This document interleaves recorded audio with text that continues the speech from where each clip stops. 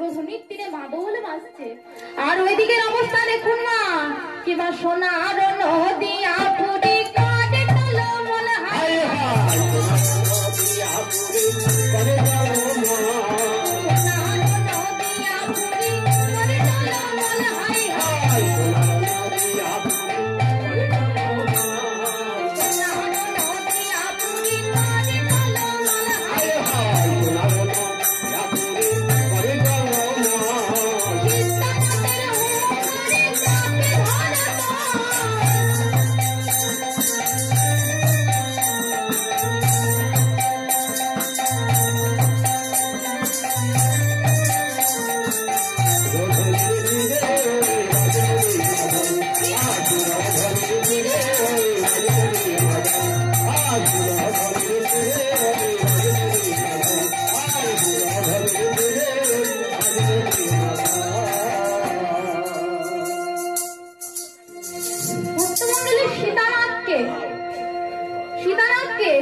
সীতানাথ হচ্ছে আমার অদ্বৈত মহাপ্রভু।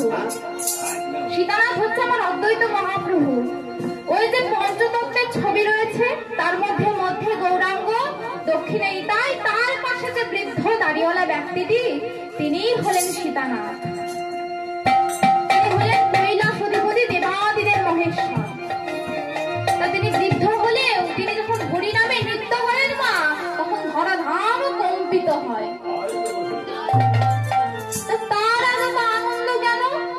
তারা আনন্দ কেন জানো? বলি যে গৌরকে এনেছে,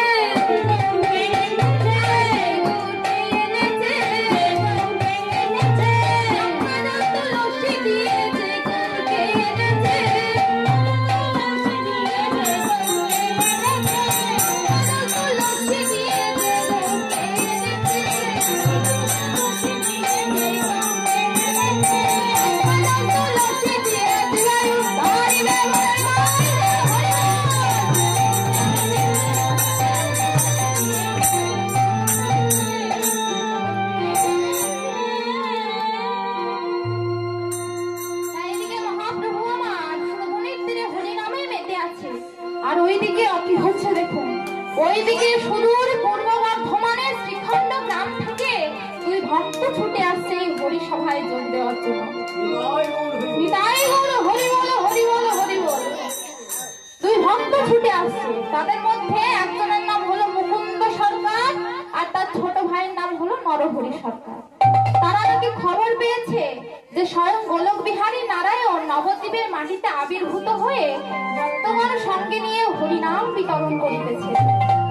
আর তারা নাকি এটাও খবর পেয়েছে যে মহাপ্রভু নাকি ভক্তগণ সঙ্গে নিয়ে বৃন্দাবনের উদ্দেশ্যে যাত্রা করবে। যেই না শুনেছে মা যে বৃন্দাবনের উদ্দেশ্যে যাত্রা করবে, অমনি দুই ভাই তাদের সঙ্গ বাবার আশায় ছুটে চলেছে। তারা নবদ্বীপে এসে সুরধনির তীরে হরিসভায় চুক্তি করে বসে ছোট ভাই নরহরি সরকার বড় ভাই মুকুন্দ সরকারকে বলছে যে দেখো দেখো দাদা, ওই দেখো কেমন করে। বলি ওই তো আমার গোড়াই নাচে,